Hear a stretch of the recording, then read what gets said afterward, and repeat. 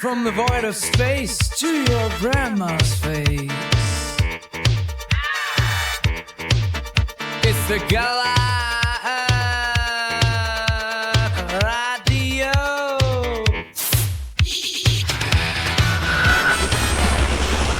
It's easy for us. And now it's... I can leave home.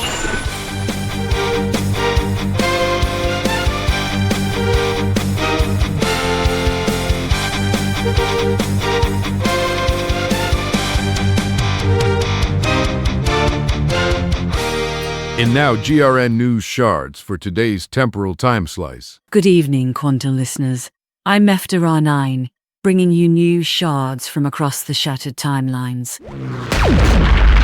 Our top story tonight, the dawn of World War III, again, this time in timeline number 6, where history insists on repeating itself, and Harry S Truman is preparing to light up the night sky like a Christmas tree of doom. Our man in the field, temporal correspondent Zarf Vindeltron, has been deployed to the year 1949, the eve of atomic catastrophe. Zarf, can you hear me through the chronowave static? Loud and clear, Meftar. Though I gotta say the air here is thick with smoke, turkey gravy, and good old-fashioned paranoia. I'm standing in downtown Washington, D.C., where the mood is, strangely enough, festive. Think Thanksgiving Day parade meets Armageddon Eve. Floats shaped like mushroom clouds, and everyone pretending it's not their last supper. Delightful. Now, Zarv, the big question echoing across timelines. Why does President Truman pull the trigger? Historians still argue whether he acted out of fear, pride, or sheer political pressure. What's your read on the ground? Well, Mefetara, it's a bit of all three, with a dash of good old-fashioned Earthican panic. You've got Strom Thurmond breathing down Truman's neck, calling him soft on communism and weak on potatoes. And you know how that plays in the rural areas here on Earth. Ha ha ha. Add to that the intelligence reports, claiming the competing band of humans, known as Soviets, were stockpiling collective farm machinery so efficient it threatened to outproduce Kansas itself. Truman saw that as an existential crisis. He said the Western Hemisphere of Earth runs on individualism and root vegetables, not communal cabbage. So, you're saying Truman feared not the bomb, but the combined harvester of socialism? Exactly. He looked out his window, saw a red turn up over the Potomac and said, "Not in my backyard, Stalin." By dawn tomorrow, he'll have given the order, preemptive strike, full nuclear engagement. The man's handwriting is already trembling on the executive pen. And how are the people responding, Zarf? Any signs of panic, protest, or are they too busy enjoying the parade? Honestly, Mefar, it's surreal. Vendors are selling atomic apple pie. Kids are waving flags that glow in the dark. A real family affair. I just spoke to a couple in matching duck and cover sweaters who told me they plan to watch the first strike on their new Zenith television, whatever that is. Spirits are high, expectations are low, and everyone's pretending not to see the B-36 bomber circling overhead like chrome angels of destiny. A touching display of civic optimism in the face of annihilation. Tell me, Zarf, what does history say happens next in timeline number 6? Well, officially, the bombs fall, civilization ends, and within 3 centuries, the cockroaches reinvent acid jazz. But unofficially, and don't quote me on this, Meftara, there's a rumor among the Temporal Bureau that Truman's decision actually creates our current reality. You, me, GRN, all of it. Fallout from one man's bad Thanksgiving dinner. Fascinating. So, in a way, we owe our entire existence to a preemptive strike and indigestion. That's history for you. One long chain of bad leftovers. Beautifully said, Zarf. Well, folks, as the mutant turkey cools and the bombs warm, we'll be keeping our chrono waves tuned for updates. From timeline number 6, in the year 1949, this will have been Zarf Vindeltron, glowing brightly, reporting. Just reporting. Discount Doomsday Depot. At Discount Doomsday Depot, it's Bring Your Own Bunker Friday. For longer than your species has been throwing rocks, Discount Doom Depot have been purveyors of overdetermined calamities, unstoppable cataclysms, and one-of-a-kind existential inconveniences. Are you a pathetic, powerless Earth being with access to cash? Do you demand extreme justice on all those other human beings that poked fun of you for your opposable thumbs? Well, we're here to make your doomsday fantasies come true. For a mere $1 million and untraceable funds, we will deliver to your planet a primed and ready-to-go doomsday device. Discount Doomsday Depot. All the other stuff. Waiting his native port. Damn, looting! My fellow humans, and to all the humans of the world who may believe they are free, as of this hour, my military men are pressing the final sequence of buttons that will launch the greatest storm mankind has ever called down upon itself and the Soviets. On the television screens before me, I can see them, the young men of our Strategic Air Command, sitting in concrete rooms a mile beneath the Kansas prairie. They're eating their Thanksgiving dinners right now. Mutant turkey, cranberry sauce, and a little slice of maple pie. And in between bites, they are following the checklist, turning keys, flipping switches. You can hear the hum of the machines over the clatter of their utensils. Soon they will be carrying out my final order to put those commie bastards to bed once and for all. This is not a decision I made lightly, nor one I wish to justify to my wife. But we have reached a moment where hesitation is surrender, and surrender, my friends, is the death of our so-called freedom. And tonight we strike back, not out of hate, but out of necessity. To those who wonder what comes next, I say this: we have entered an age from which there is no turning back. The skies above will soon be filling with light no sun can match, and no dawn will follow. But let the record show that in the year of our Lord 1949, America did not go quietly into the long dark road of collective farming practices. We stood, we looked around, and we shrugged our shoulders, and now we pray that Providence, or whatever remains of it, would forgive us our courage. Great Cthulhu, keeper of the forbidden knowledge and your dread name, we pray. So be it.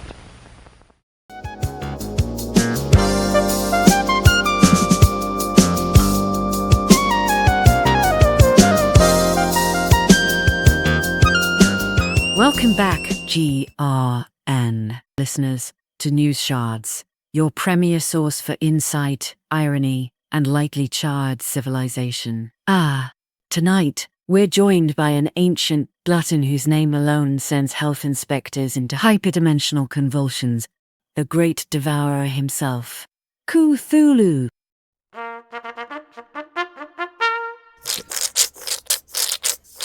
Lord Cthulhu, I know you're a very busy cosmic entity, planet-devouring, pancake-making, souls-dissolving, etc., so thank you for taking the time to join us. Always a pleasure, Muftara. It's not every aeon I get invited on a reputable network. Most mortals just scream or faint, and I find that terribly annoying if I'm trying to explain something. Oh, ha ha ha. Yes, speaking of mortals, there's been quite a stir following Timeline 6's little, shall we say, culinary catastrophe. After human Earth President Truman's preemptive strike, the human population has become, let's call it, extra crispy. Some wondered if you might be upset about your, favorite entree being a bit overcooked. Oh heavens no, I adore a good smoky flavor profile. Fallout aged meat has that unique tang of despair. You just can't replicate that in the kitchen with a home smoker. But honestly, I'm not here to talk about nuked humanity. I'm here to talk about my new cooking show. Ah, yes, Cooking with Cthulhu. I'm so excited to see the first episode. It's already the highest pre-rated show on the Galactic Radio Network, right after Curious Crime Chronicles of the Crunchy Chrono Crabs. Tell our listeners what to expect. Gladly. This dream cycle, we're focusing on fusion cuisine. You mean like Cajun Korean taco pizza? No, I'm quite literally speaking about fusing ingredients at the molecular level using your standard quantum pressure cookers. On our first episode, Souffle of Souls, we take the essence of 30 screaming spirits and gently fold them into a delicate foam of entropy, perfect for brunch. Fascinating. And I understand you've launched a line of cookware. Indeed, the Elderware collection. Every pan forged in the molten core of Forgotten Suns, guaranteed to outlast all known realities, or your sanity back. And I hear they're available exclusively through Zixmart, with a free can of self-deploying blue Rionova if you order in the next 10 minutes. Ah yes, that, sponsor. My contract requires me to say, Nothing pairs better with pan-seared existence than the ammonia fizz of a chilled blue Rear Nova. I keep a case in every dimension. Really? no, not really. I don't have, one of those exhaust ports that the humans use to imbibe that product with. You mean but. Oh, well, before we go, Cthulhu, any advice for the survivors of Timeline 6, if any are still listening through the static? Yes. Remember, when the world ends, season yourself before screaming. And don't overthink doom, overcook it. Wise words from a true master of apocalypse cuisine. Thank you, Great One. Bon appetit, mortals.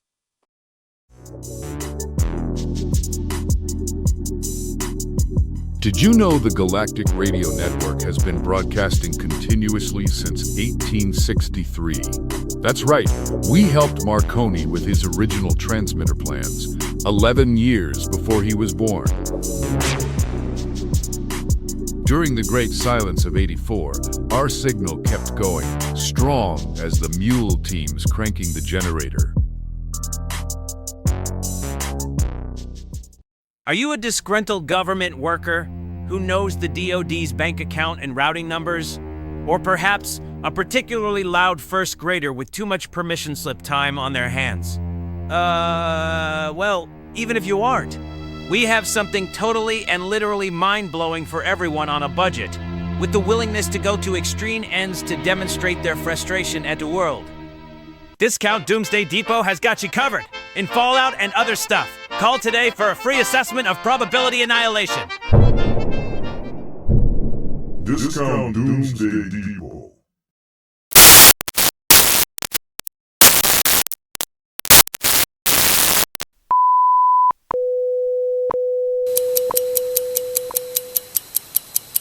Good rotation, sentient beings of every metabolic persuasion. This is Draxon Hotcore Protox, bringing you the GRN Interplanetary Time and Temperature Report. Proudly sponsored by Graptar Suicide Machine Repair Service. Having a hard time ending it all because your suicide machine just won't cooperate? Don't despair. Graptar Suicide Machine Repair Service is here to keep your final moments frustration-free. Call Grapthars today so life stays away. Ba-da-ba-ba-ba-da-ba-ba-ba-da-ba-ba-ba-bum. Call Grapthars today so life stays away. Ba-da-ba-ba-ba-da-ba-ba-ba-da-ba-ba-ba.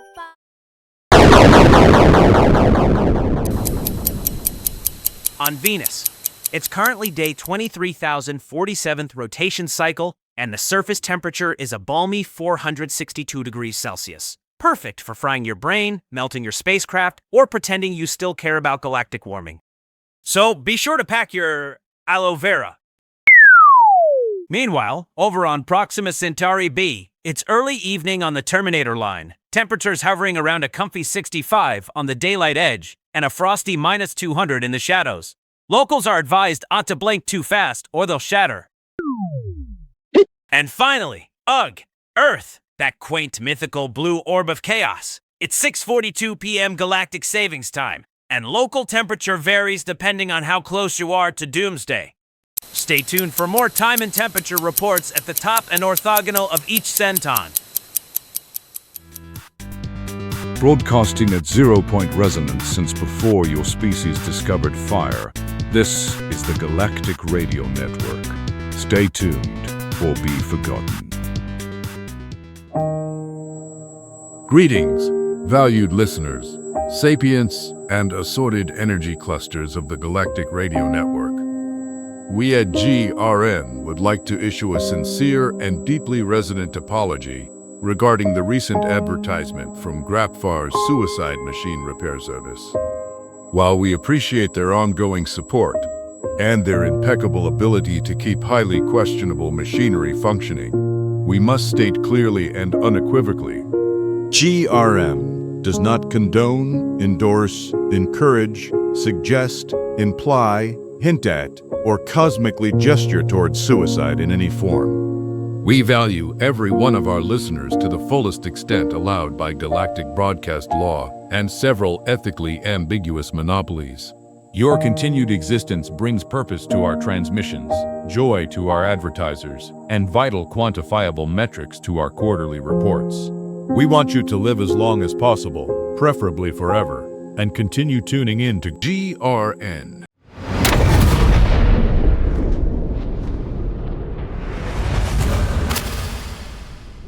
This is Dr. Draxon Hotcore Protox, your friendly cephalopod meteorologist, reporting live from deep beneath the stinking plains of Earth, in a kingdom known as Kansas, where humans are preparing to roast the sky itself. I'm joined by Colonel Earl Gooberman, who's in charge of pushing one of those big red buttons that humans often confuse for candy. Colonel, tell me, how's the weather down here in your concrete burrow? Weather? Well, fine, I guess. Air feels good. Little dry. Say, what the hell are you supposed to be? You one of them USO boys wearing a Halloween getup? No, Colonel. I am a biological entity evolved for aquatic warfare on a methane moon. This is not getup. These are my respiratory lobes. Please do not poke them. Hey, sure, kid. Whatever you say. Look, we're real busy right now, okay? Gotta check guidance, load codes, pray a little. Big day tomorrow. Ah, yes. Thanksgiving hangover vengeance. Tell me, Co-Lionel, when you ignite the dawn and peel the crust off Eurasia, do you expect atmospheric temperatures to rise above 3,000 Kelvin? Or is that classified? I don't know what that means, son. We're just launching the bird. That's for the science fellas to figure out. And how do you feel, personally, about liquefying large sections of the planet? Well, I feel patriotic about it. Truman says it's necessary. Besides, they told us we'd get medals. Medals for atmospheric collapse. Fascinating. And when the sky turns into molten glass, Colonel, what will you have for breakfast? Probably ham and eggs. Maybe pie if there's any left. Come on, kid. Let me show you the actual missile.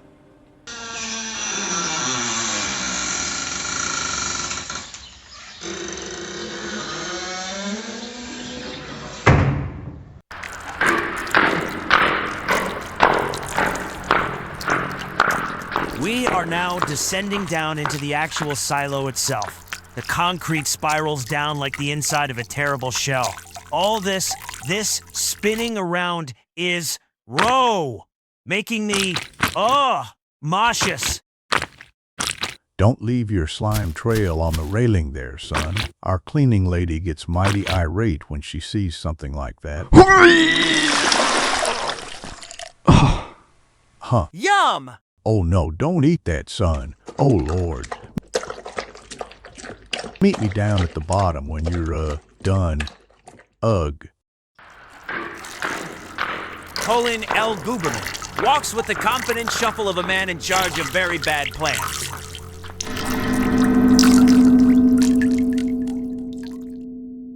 We have now stopped halfway down the ramp where a narrow catwalk overlooks the missile's broad backside. A young human, in overalls, stands on a scaffold beside a hose that looks suspiciously like a refueling pump from a Earth-style gas station. He's sweating under the harsh light. Hector, how's our little bird doing tonight, Fuel Boy? Daily goats. I've gone and spilled some fuel on myself, sir. But other than that, mostly good, sir. Pumps steady. Fuel's just the right temperature. Highly toxic red fuming nitric acid, fortified with unsymmetrical dimethylhydrazine.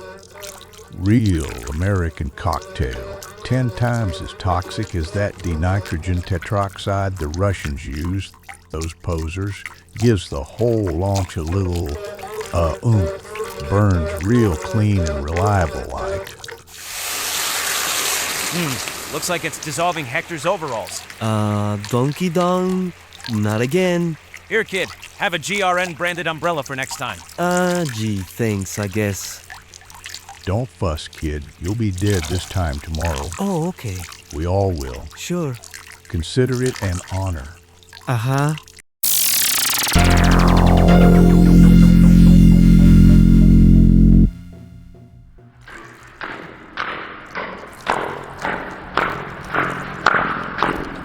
All right, here we are, the button room.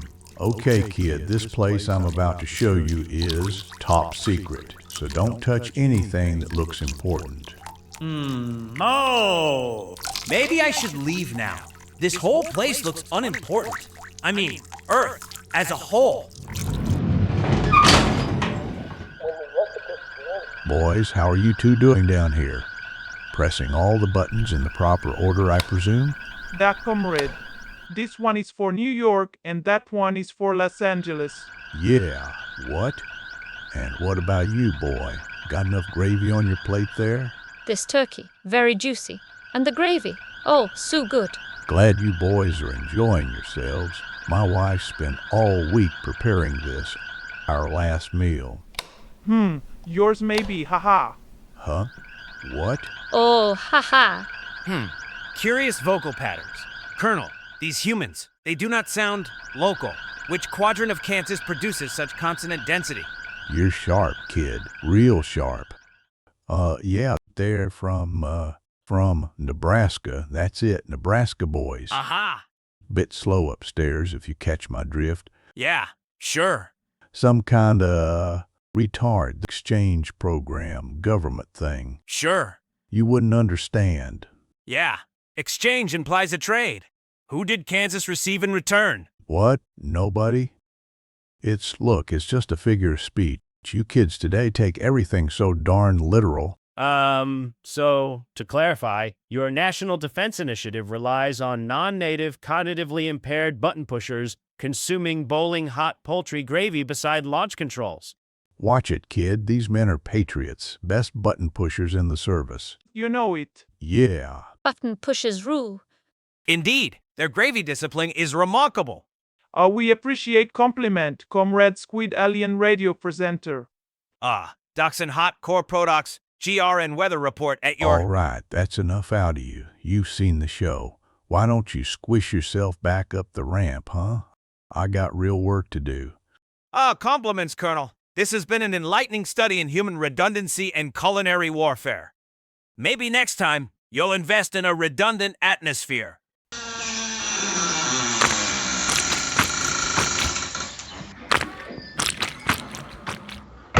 Damn cephalopods these days think they're smarter than everybody. Uh-oh, oops. Oh, Lord, not again. Sorry, comrade, it's very slippery. Yeah, just don't press the wrong damn button. Yet.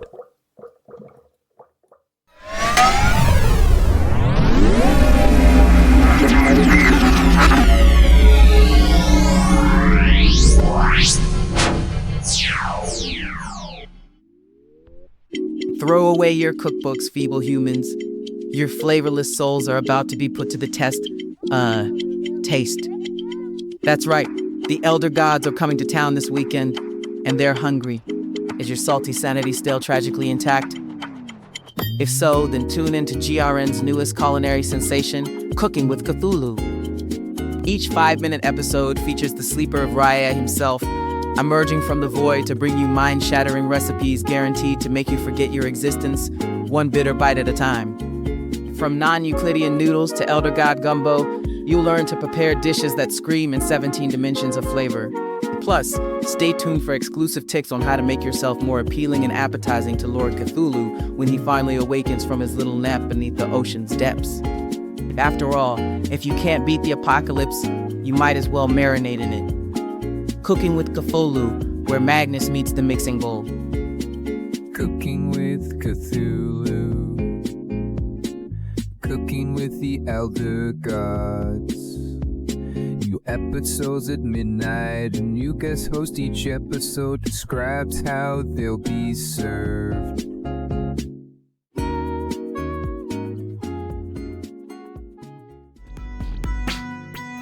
Reality might end, but our signal won't. Keep tripping, brave listeners. This is GRN. Let's check back in on Earth. 1949. Graknor's standing by with one of the two humans who control the world's nuclear fate in their soft, squishy hands. Graknor. Ready to let him unload a little nuclear sandblasting on your backside? Or will he be saving the heavy artillery for later? Ha ha! You know it! Now! Who will prevail in this grudge match of Earth's two finest teams? Let's ask the captain of the Soviets, your friend and mine, Joseph Stalin. There! Our fine tractors and our superior cabbage will prevail. You will see, Budman.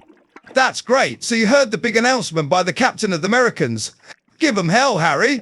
They plan to kick off this round of nuclear football at 5 a.m. in the morning. That's still several human hours away. Are you thinking about using that time to launch your nuclear missiles first to catch them off guard? I understand that I is allowed within the current league rules. Allowed, yes. But it's not very sporting, is it? No? We will wait until 5 a.m. America time and launch our missiles. Second, give them a sporting chance, no? No, it's a perfect plan for total self-destruction, but that's the Blue Rear Nova way. No. I am confident we will be victorious, even in death. We only have to live long enough see our enemy melt. Then, and only then, we can give up. Really? No. Just kidding. Our spies will cause all American missiles to turn around after launch and crash into their own cities. We win without firing a single shot. Aha! Cheating. Love it. But the nuclear fallout will cover the entire planet in some radiation, won't it? So what's your game plan for that contingency? We have no contingency. We are Russia. We will shrug it off like bad winter. Great plan. Love the gusto. Back to you in the sweet, non-radioactive future, Meftara. Oh, ha, ha, indeed. Enjoy being burned to a crisp down there on Earth, Graknor. We won't miss you. Not even a little bit. We'll be right back with more annoying commercials after this important announcement.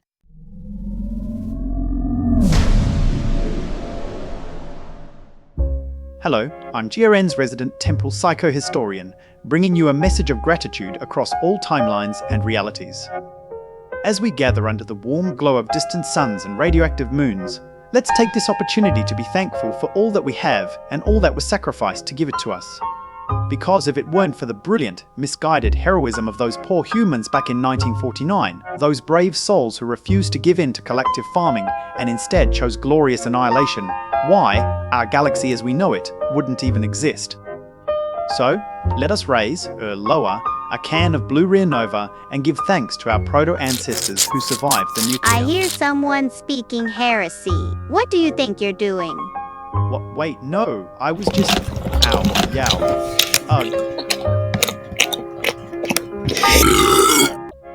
Excuse me.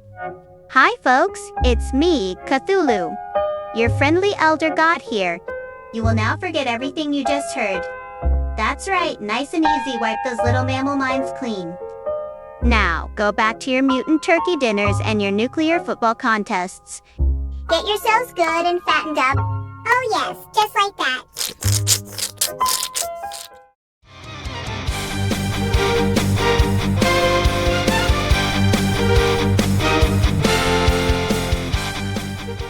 Welcome back, all listeners caught in GRN's hypnotic dial tone signal.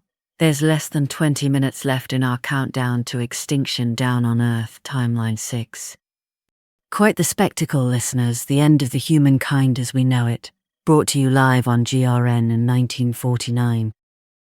To bring us closer to the action, let's check in with our resident time and temperature squid, Doctrine Hotcore Protox.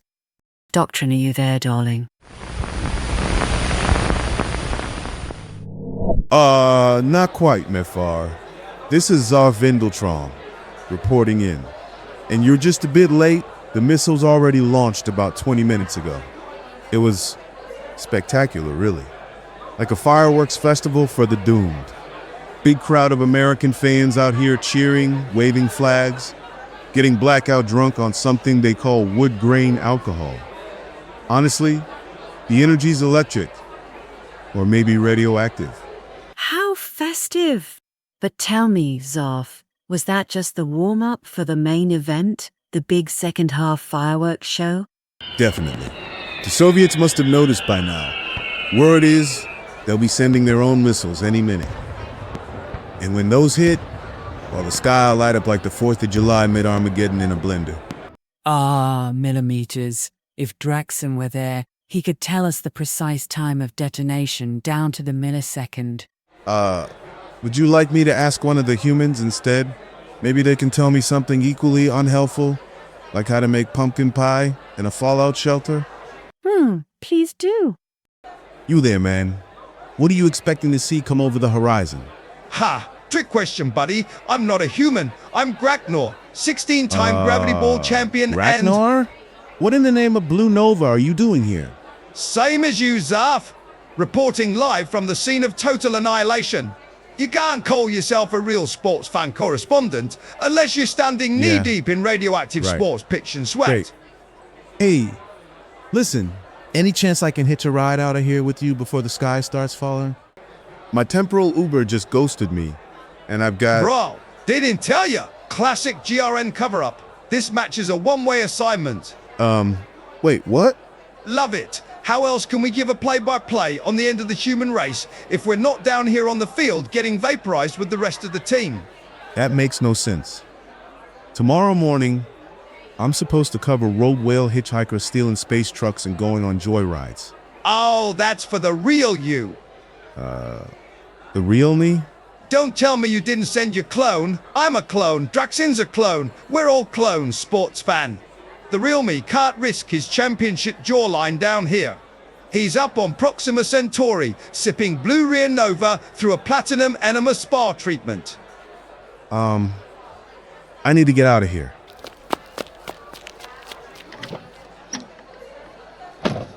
Where you off to, sports fan? There's no escape. Might as well enjoy the show from ground zero. What a party pooper. Are you still there, Zarf? Graknor? Wankers, Meftara. Zarf had to split, relieve himself, I imagine, in one of those fancy Grapthar suicide machines. I do hope for everyone's sake it was recently serviced. My grandpappy tried to use one of those machines once, hadn't been serviced in a few cycles. Let's just say the results were not pretty. Took us weeks to scraping off the ceiling. Wait, hold on, sports fans. Here they come now. Missiles streaking over the horizon like bangers and mash. Bang! And there it goes. I've just witnessed, and lost half my vision. The first blast in what's shaping up to be one of the greatest matches in human sports history. Graknor, could you repeat that? You're breaking up. Well, there you have it, ladies, squids and assorted energy beings. The total annihilation of mythic planet Earth, Timeline 6, has just been confirmed. Stay tuned after the blast for GRN's post-extinction report, featuring real Graknor and not his unfortunate clone, where we'll discuss player stats, official body counts, and how each team's nuclear strategy stacked up in the final quarter. Until then, this is Mefatara 9, wishing you a pleasant day and a deeply disturbing past.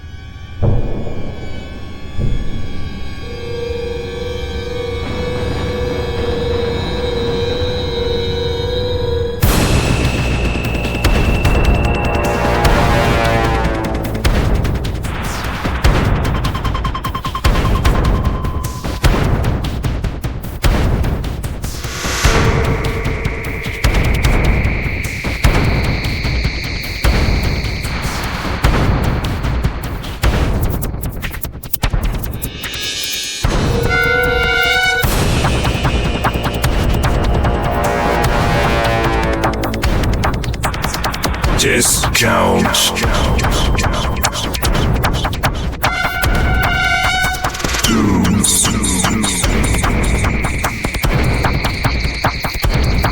Doomsday Depot. This broadcast is now over. If you're still listening, you are dumber than we thought. And that's a good thing. This is GRN.